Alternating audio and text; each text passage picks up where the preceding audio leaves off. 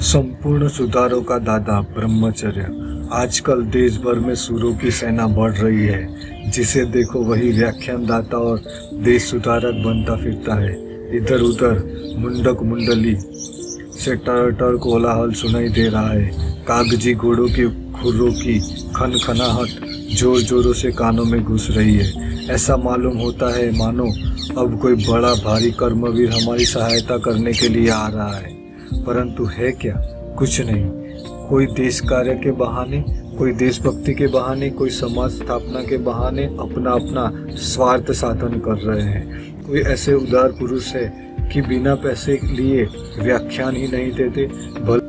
भला ऐसे देशभक्ति शून्य वाक्सुर पंडितों से देश का क्या सुधार हो सकता है? हमें ऐसे प्रत्यक्ष निस्वार्थी कर्मवीर की बड़ी भारी आवश्यकता है, जिनके केवल मुख ही नहीं बल्कि संपूर्ण शरीर हमारे सच्चे कर्तव्य की हमें सच्ची शिक्षा दे सकते हैं।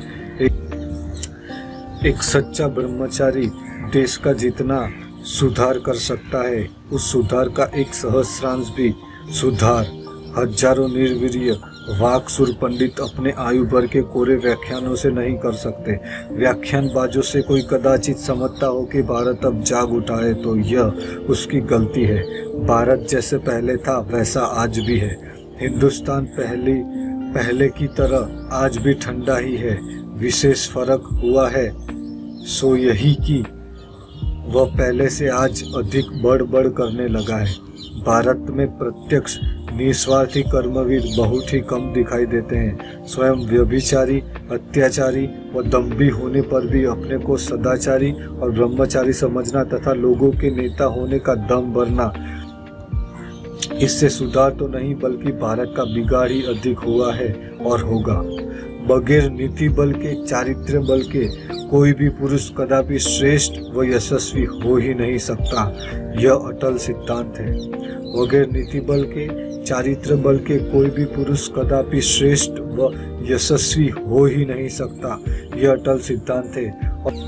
और नीति बल, चारित्र बल और आत्मबल बिना ब्रह्मचर्य के धारण किए सप्त जन्म में भी प्राप्त नहीं हो सकता। यह भी उतना ही सत्य सिद्धांत है। अपने को नेता समझने वाले बड़े बड़े लोग आज 2-4 ही नहीं बल्कि सैकड़ों सुधारों के पीछे पड़े हैं।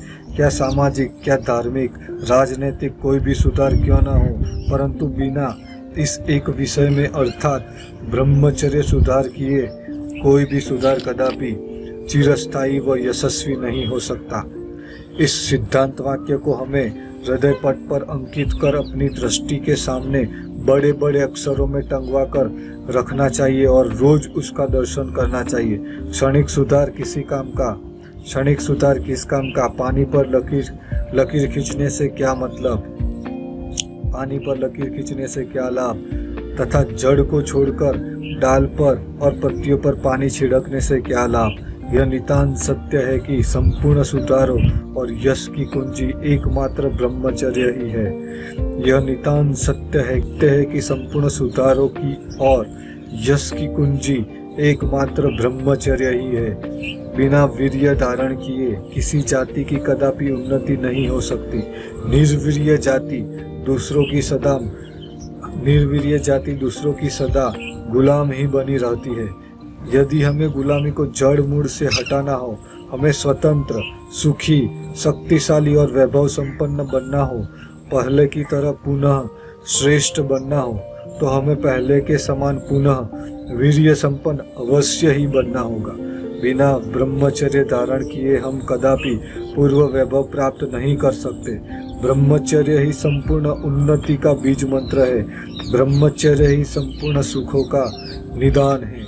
ब्रह्मचर्य ही एकमात्र संपूर्ण सुधारों का दादा है।